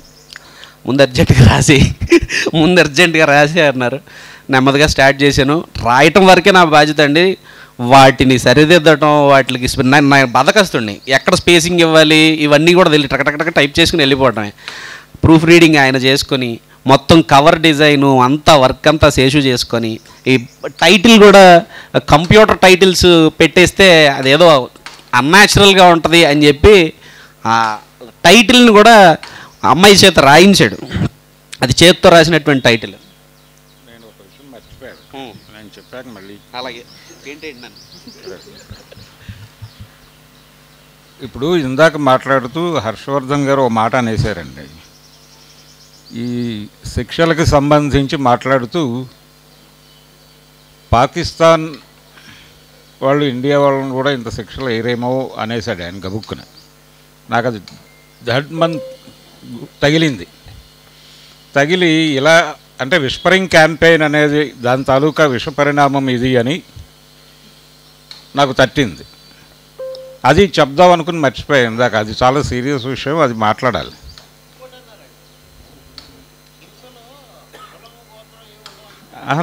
లేదు అది ఓకే, దానికంటే కూడా ఇది చాలా ప్రమాదకరం. అంటే పాకిస్తాన్ వాళ్ళు ఇండియా వాళ్ళని వేధించటం అనేటువంటి అభిప్రాయం అది అలవోకగా వచ్చేసేటువంటి సందర్భాన్ని క్రియేట్ చేశారు మన మెదళ్లలోకి. విస్పరింగ్ క్యాంపెయిన్ ద్వారా అంటే చెవిలో జోరీగలాగా ఇంజెక్ట్ చేయటం వలన అనుకోకుండా వచ్చేస్తుంది ఇలాంటి అభిప్రాయాలు వచ్చేస్తున్నాయి. దీని మీద కొంచెం స్టడీ చేసి మాట్లాడితే బాగుంటుంది అనేది నా అభిప్రాయం. ఇది చెప్పి తీరాలి, అందుకని చెప్పాను. బాబు నువ్వు కొనసాగు. అలాగే, థ్యాంక్ యూ. సో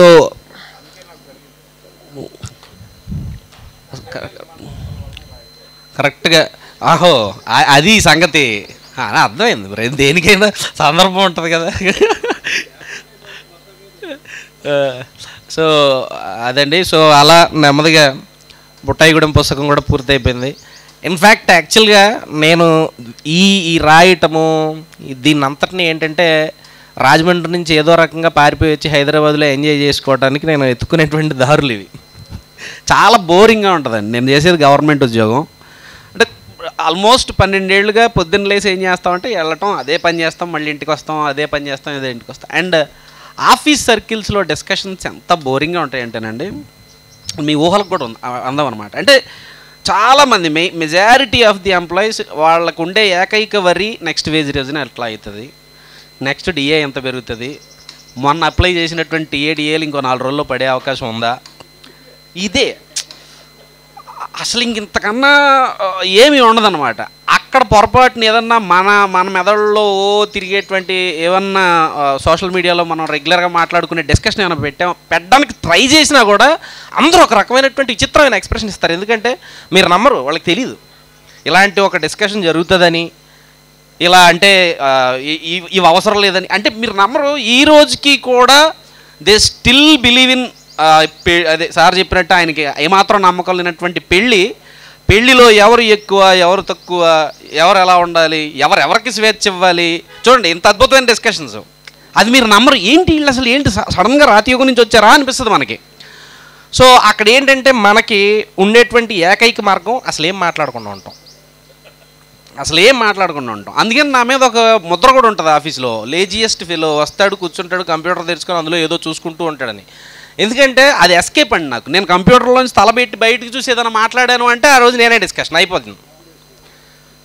అందుకని నేను అదొక ఎస్కేప్ రూట్ కింద వాడుకుంటుంటాను. అక్కడి నుంచి ఆ ల్యాప్టాప్లోంచి మళ్ళీ హైదరాబాద్నే చూస్తూ ఉంటాను అనమాట, ఇక్కడ వాళ్ళు ఏం చేస్తున్నారని చెప్పి. సో హైదరాబాద్ నన్ను భరిస్తూ ఉంటుంది. I love Hyderabad. యాక్చువల్గా హైదరాబాద్ అంటే ఏంటి, హైదరాబాద్ పీపులే కదా. వీళ్ళే ఎక్కడో రాజమండ్రి మనిషి అక్కడి నుంచి రాస్తుంటే ఇక్కడ ఉన్నటువంటి మనిషి ఎడిటింగ్ చేసి ఆయన ఒక లేఅవుట్ క్రియేట్ చేసి ఇక్కడి నుంచి మళ్ళీ బెంగళూరుకు ప్రింట్ పంపి. సో అందుకని నేను సోషల్ మీడియాని గవ్వుకుని తిట్టనండి. వీళ్ళందరూ ఎక్కడి నుంచి వచ్చారు, నాకు సోషల్ మీడియా లేకపోతే నిజానికి పిచ్చోండి అయిపోయాడేమో. ఫేస్బుక్ అనేటువంటి ఎస్కేప్ లేకుండా ఉండుంటే ఎయిదర్ నా చుట్టుపక్కల వాళ్ళే నన్ను చంపేసేవారు, లేకపోతే నేనే ఎందులో దూకేసేవాడిని. వెంట ఉండదు కదా, బుర్ర పగిలిపోతూ ఉంటుంది. సో ఆ రకంగా నాకు చాలామంది ఫ్రెండ్స్ త్రూ ఫేస్బుక్ వచ్చారు. Thank you sir RK garu, first of all నా బుక్ తెచ్చినందుకు. Thank you Seshu, thank you Prakruthi, and also Harsha garu. నేను బుక్ లాంచ్ యాక్చువల్లీ చాలా బుక్స్ లాంచ్లు అవి చేయరండి, కానీ మార్టిన్ గారి మొదటి పుస్తకం దగ్గర నుంచి కూడా మేము ఎందుకో అనుకున్నాం, ఆయన ఫస్ట్ బుక్ కటికపూలు అది లాంచ్ చేశారు అంటే లాంచ్ అని కాదు కానీ మరి అందరినీ ఎట్లా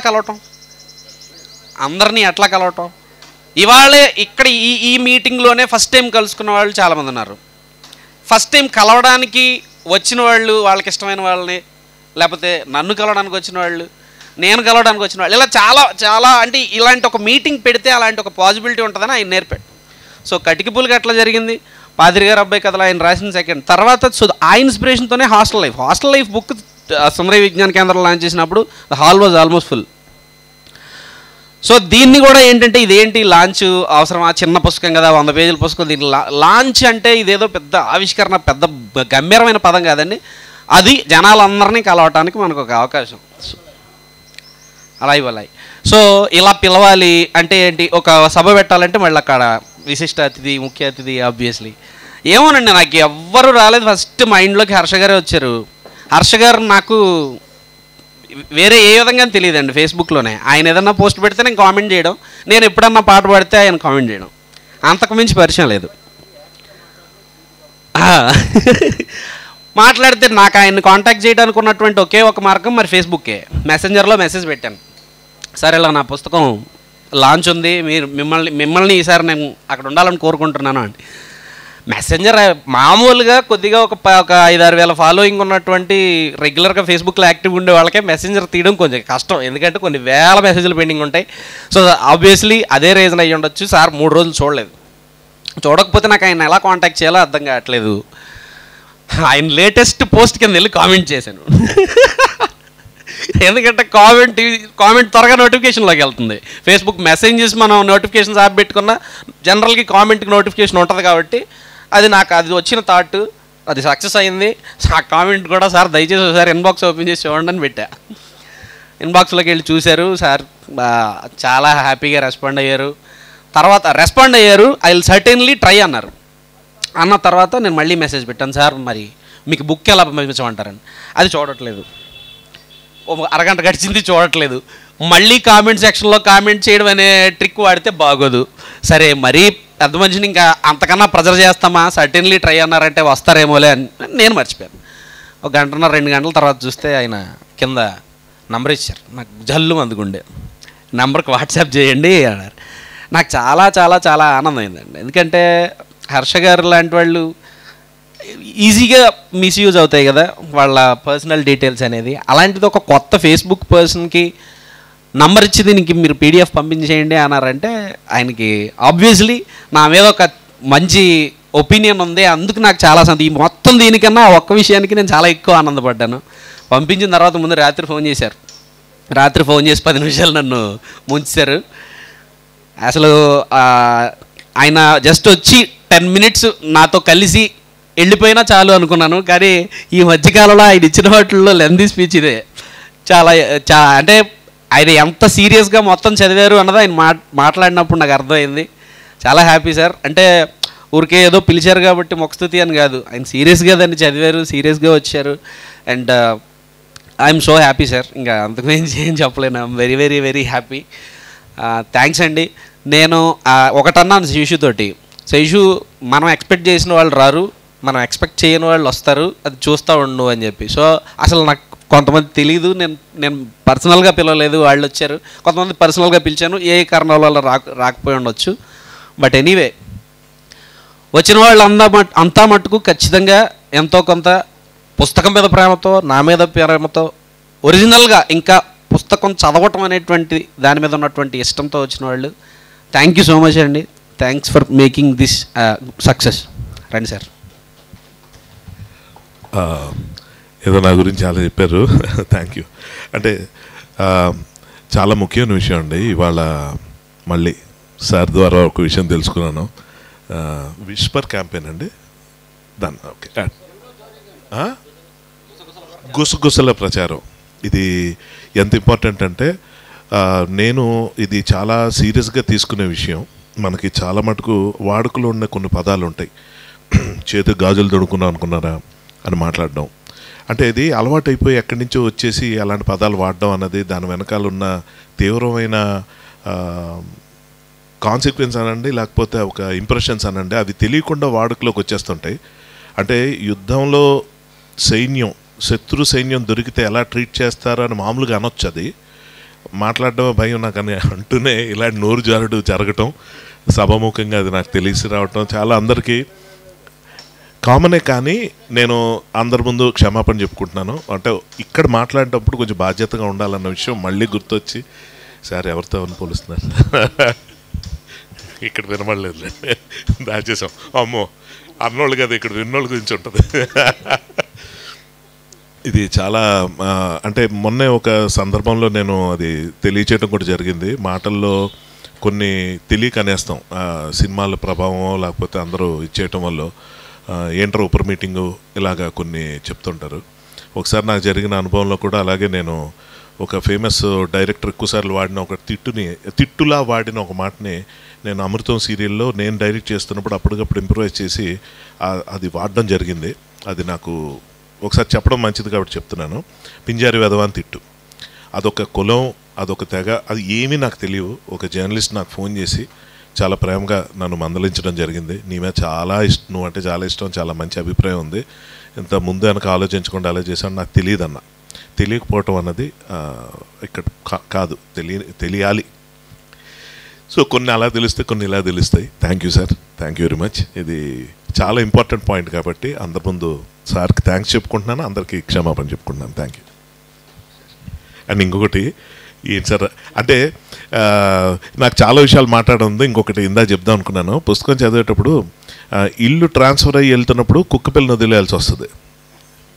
ఓకే, ఇది చాలా ఎవరికైనా ఓకే ఏదో ఉంటుందిలే అనుకుంటారు. కానీ ఇల్లు వదిలేసి వెళ్ళిపోతున్నప్పుడు, ఆ కుక్కపిల్లని వదిలేసి వెళ్ళిపోతున్నప్పుడు అలా బాధపడుతూ వెళ్తున్నప్పుడు కట్ చేస్తే షార్ట్ డివిజన్ కూడా ఉంది. కట్ చేస్తే అసలు ఆ కుక్కపిల్ల ఎలా దొరికింది అన్నది ఒక స్టోరీ ఉంటుందండి. Sir love you sir, love you.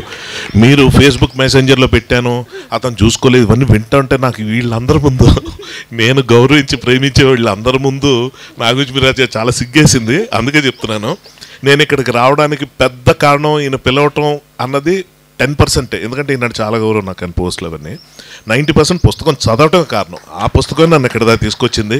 RK sir లాంటి మహానుభావులు నాకు పరిచయం చేసింది. చాలా సంతోషం సార్, అందరికీ థ్యాంక్స్. ఇంక చాలు, ఆల్రెడీ ఎక్కువ వాగాను. మోహన్, సిద్ధార్థ కట్ట ఒక్క నిమిషం మాట్లాడుతా అన్నాడు. నేను మోహన్ అన్న ఫ్యాన్ని, ఆయన రాతలకి.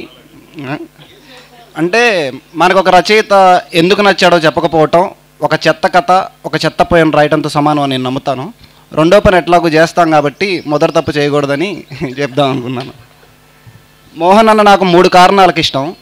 మొదటిది, మోహన్ అన్న రాతలో ఏ రోజు ఒక్క అక్షర దోషం కానీ ఒక్క అన్వయ దోషం కానీ ఉండదు.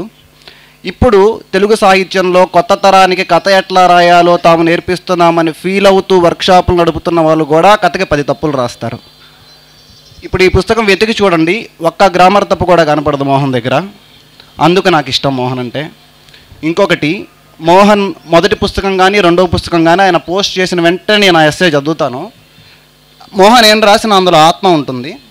మూడో కారణం అంటే మోహన్ రాసేదంతా మధ్యతరగతి జీవన విధానాన్ని రాస్తాడు. మధ్యతరగతి జీవన విధానపు మానవ సంబంధాన్ని రాస్తున్నప్పుడు ఒక చిన్న సంక్లిష్టత ఉంటుంది. అంటే ఆ మానవ సంబంధాల్లోని ప్రేమను మాట్లాడాలి, పేట్రియార్కీను మాట్లాడాలి. కోయికోటేశ్వర ఒక మాట అంటాడు, ఊరందరికీ మా అమ్మ బానిస ఊరందరికీ మా అయ్య బానిస అయితే పాపం అమ్మ మా అయ్యకు కూడా బానిసే అని. దాన్ని పట్టుకోగలగాలి. అంటే తెలుగు సాహిత్యంలో మధ్యతరగతి జీవన విధానాన్ని రాస్తూ, అంటే అతిశయోక్తి అనుకోవచ్చు మీరు, నాకు కోకు తర్వాత ఈ కాన్ఫ్లిక్ట్ని, ఈ లేయర్ని అతి సున్నితంగా చర్చించింది మోహనే అనిపించింది. అందుకని ఇష్టం నాకు. Thank you. ఇప్పుడు ఇందాక హర్ష మాట్లాడుతూ పర్స్పెక్టివ్ అనే దానికోసం చర్చ చేసి, అంటే పర్స్పెక్టివ్ 75 పుస్తకాలు వేసింది. దాదాపు 20-30 ఏళ్ళుగా పర్స్పెక్టివ్ పుస్తకాలు వేస్తుంది. 34 ఇయర్స్గా 34 ఏళ్ళుగా కేవలం 75 పుస్తకాలే వేసిందంటే పర్స్పెక్టివ్కి, అంటే ఆ ప్రతి పుస్తకం ఆ పర్స్పెక్టివ్లోకి రావాలి, లేకపోతే పుస్తకం అయ్యేది. పర్స్పెక్టివ్ ఎందుకు సెలెక్టివ్ పుస్తకాలనే వేస్తుంది అనేది ప్రతి పుస్తకానికి బాలగోపాల్ రాసినటువంటి పర్స్పెక్టివ్ నోట్ ఉంటుంది. అది చదివితే అంటే పర్స్పెక్టివ్ ఎందుకు అవసరం సమాజానికి, ఈ పుస్తకాలు ఎందుకు అవసరం అనేది కూడా మనకు ఒక అవగాహనకు వస్తుంది. ఇప్పుడు ఈ పుస్తకం గురించి అట్లే పర్స్పెక్టివ్ గురించి 4 మాటలు పంచుకోవాల్సిందిగా అనిల్ బత్తులను ఆహ్వానిస్తూ ముగింపు వాక్యం పలకాల్సిందిగా కోరుతున్నాను. చేస్తాను. నేను 2000 సంవత్సరంలో డిగ్రీ చదవడానికి హైదరాబాద్ వచ్చినప్పుడు నవోదయకి వెళ్తే అక్కడ ఒక బుక్ కనిపించింది. టైటిల్ నాకో పిస్తోల్ కావాలి. ఇదేదో భలే ఉంది, నాకో పిస్తోల్ కావాలి, చైనా కథలు. ఆ టైటిల్ నచ్చి చదివాను. అనువాదం చాలా బాగుంది. తర్వాత పర్స్పెక్టివ్ రెగ్యులర్ ఫాలో అవుతున్నాను. శారద నవలలు, తర్వాత సహవాసి, నూరేళ్ల తెలుగు నవల నాకు ఇష్టమైన 3 పుస్తకాలు. నిన్నే పోస్ట్ కూడా పెట్టాను. నాకు ఇప్పటికీ తెలుసు పర్స్పెక్టివ్లో బుక్ రావడం అనేది చాలామంది రచయితలు గౌరవంగా భావిస్తారు. అన్నీ అద్భుతం అని చెప్పను, కానీ 75లో ఎక్కువ శాతం మాత్రం మంచి పుస్తకాలే వచ్చాయి. కొన్ని ఆబ్లిగేషన్స్ అవి ఉండొచ్చు కూడా. సరే, బాల్యం గురించి అంటే ఒక చిన్న 1 minute కాలాపాని ఎపిసోడ్ చెప్పి ముగిస్తాను. చిన్నప్పుడు మా నాన్న చదువుకోలేదు. 6వ క్లాస్లో కళ్ళు తాగడానికి ఎక్కాడు. మా అమ్మ 8వ తరగతిలో హిందీ ఫెయిల్ అయింది. అందువల్ల మా నాన్న చేసుకోవాల్సిన దురదృష్టం జరిగింది. నేను వచ్చాను. సరే, అయితే మా ఇంటికి ఆంధ్రజ్యోతి పేపర్ వచ్చేది. దాంట్లో హెచ్జీ వెల్స్ టైం మిషన్ కాలయంత్రం అని కాటన్ స్ట్రిప్ లాగా వచ్చేది. మా నాన్న సెకండ్ డే అంటే first day next day news paper రాగానే ముందు రోజు పట్టించుకునేవాడు కాదు. అది కట్ చేసి దాచిపెట్టుకునేవాడిని. అవన్నీ కలిపి పిన్ చేయించుకొని చదువుతూ ఉండేవాడిని. మా నాన్నకి ఎవరో చెప్పారు, స్టడీ బుక్స్ కాకుండా వేరే చదివితే చెడిపోతారు పిల్లలని. కానీ దాచుకొని అంటే ప్లాస్టిక్ కవర్లో పెట్టి మా ఇంటి పక్కన వాస్తు ప్రకారం ఉంటుంది కదా, అద్దీంట్లో ఒక సమోసా షేప్లో ఒక కార్నర్ స్పేస్ ఉండేది. దాంట్లో గుప్తనిధులు దాచినట్టు గుంత తవ్వి ఒక 2-3 ప్లాస్టిక్ కవర్లో పెట్టి ఈ కాలయంత్రం బుక్ దాంట్లో పెట్టి దాని మీద బండరాయి పెట్టి ఇట్లాంటివన్నీ చేసేవాడిని చేతబడిలాగా. వర్షం పడినా కూడా ఏమయ్యేది కాదు. కానీ ఒకరోజు మా నాన్న సడన్గా వచ్చాడు. ఆ బుక్ చదువుతున్నా, మా అమ్మ చెప్తానే ఉన్నారు నాన్న వస్తే కొడతాడరా అని. చదువుతున్నా, అప్పటికి 100 సార్లు చదువుకుంటాను అదే స్ట్రిప్పు. 50 పేజీలు ఉంటుంది, పిన్ని కొట్టుకున్నది. చదువుతున్నా చూశాడు. ఇక వెంటనే ఫస్ట్ గడి పెట్టేశాడు. బయట పెట్టిన తర్వాత ఐరన్ గ్రిల్ ఒకటి ఉండేది. పక్కనింట్లో కానిస్టేబుల్ ఉండేవాళ్ళు. అప్పుడు బెల్టులు చాలా క్వాలిటీ బెల్ట్లు వచ్చాయి, ఇప్పటిలా బెల్ట్లు కాదు. వుడ్లాండ్ ఎందుకు పనికిరాదు, పోలీసు కానిస్టేబుల్ బెల్ట్లో పాత తరం. ఐమ్ టాకింగ్ అబౌట్ 90s, 1990 ప్రాంతంలో నెల్లూరు జిల్లాలో నరసింగరావుపేటలో జరిగింది సంఘటన. కొంచెం బెల్ట్ ఇస్తారా అని అడిగాడు. ఆయన హాయిగా టీ కప్ ఇచ్చినట్టు, చాయ్ ఇద్దరం కలిసి తాగుదాం హమారా దోస్త్ అన్నట్టు, బెల్ట్ తీసుకోండి అని మంచి ఫస్ట్ ఒకటి ఇచ్చాడు. ఇచ్చి లేదండి ఇది వాడేశాను, కొంచెం అరిగిపోయి ఉంది, దెబ్బ గట్టిగా తగలదు, కొత్త బెల్ట్ ఉందని కొత్తది ఇచ్చాడు. తీసుకొని కొట్టడానికి రెడీ అవుతుంటే మా అమ్మ నన్ను కౌగిలించుకుంది. మా అమ్మని తోసేసి, అంటే బిడ్డలను కొడుతుంటే తల్లులు అడ్డం పడతారు కదా, ఈ టెక్నిక్ మా నాన్నకి తెలుసు. మా నాన్న చాలా విలను, నాలో కూడా కొంతున్నాడు. సరే, ఐరన్ గ్రిల్స్ లోపల పెట్టేసి తాళం వేసేసాడు. తాళం వేసి తాళం పక్కన దాచిపెట్టి నన్ను తీసుకొని బాత్రూంలో తీసుకెళ్ళాడు. బాత్రూంలో గడిపెట్టేసి ఆ బెల్ట్తో కొట్టాడు.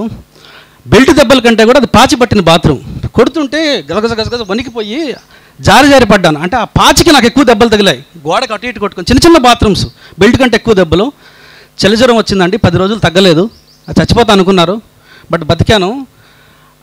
ఆ 10 రోజుల్లో నేను ఆలోచించింది ఒకటే ఒక విషయం ఏంటంటే, ఆ కొట్టిన తర్వాత ఏం చేశా అంటే, మా నాన్న ఈ పుస్తకాన్ని చిన్న ముక్కలుగా చించి, క్రుయల్టీ అండి, హిట్లర్లు ఎక్కడ ఉంటారు, హిట్లర్లు తల్లిదండ్రుల్లోనే ఉంటారు. హిట్లర్ సైడ్ కాలంలో మురికి నీళ్ళలో ఇలా వేస్తూ చూడరా ఇదే చదువుతా అని ఇట్లా ముక్కలు వేస్తుంటే, మా నాన్న చించిన చిన్న ముక్కలు సైడ్ కాలంలో మురికి నీళ్ళలో వెళ్ళిపోకుండా పక్కన పడేసి ఉంటే వాటిని అతికిచ్చి మళ్ళీ చదువుకునేవాడిని కదా అనుకునేవాడిని. అదే విజువల్ రిపీట్ చేసుకుంటేవాడిని. ఇది ఎంత ప్రభావం చూపించిందంటే, చిన్నప్పుడు మా నాన్న చదువుకునే పుస్తకాలు తప్ప వేరే పుస్తకాలు చదవకూడదు అని కొట్టాడు కదా అని డిసైడ్ అయిపోయానండి అప్పుడే. అంటే లైఫ్లో స్టడీ బుక్స్ తప్ప వేరే చదవాలని. జీవితం అంతా కూడా పాత పుస్తకాలు సేకరించడానికి చదువుకోవడం. ఇప్పుడు 5000 పుస్తకాలు ఉంటాయి నా ఇంట్లో. తెలుగు పుస్తకం ఏది కావాలో మీకు తెలుసు నా గురించి. అంటే చిన్నప్పుడు ఇన్సిడెంట్ అనేది ఒక మనిషి మీద అంత ప్రభావం చూపిస్తుంది. ఇదే కాలయంత్రం ఎపిసోడ్. మోహన్ కూడా చదువుతాను. అంటే ఇట్లాంటి బాల్యం గుర్తులు, అంటే నేను అది పాజిటివ్గా తీసుకున్నాను అంతే. వచ్చిన వాళ్ళందరికీ థ్యాంక్ యూ. పర్స్పెక్టివ్ గారు ఇట్లాంటి మంచి పుస్తకాలు వేయాలని కోరుకుంటున్నాను. I love perspective. Thanks a lot and signing off.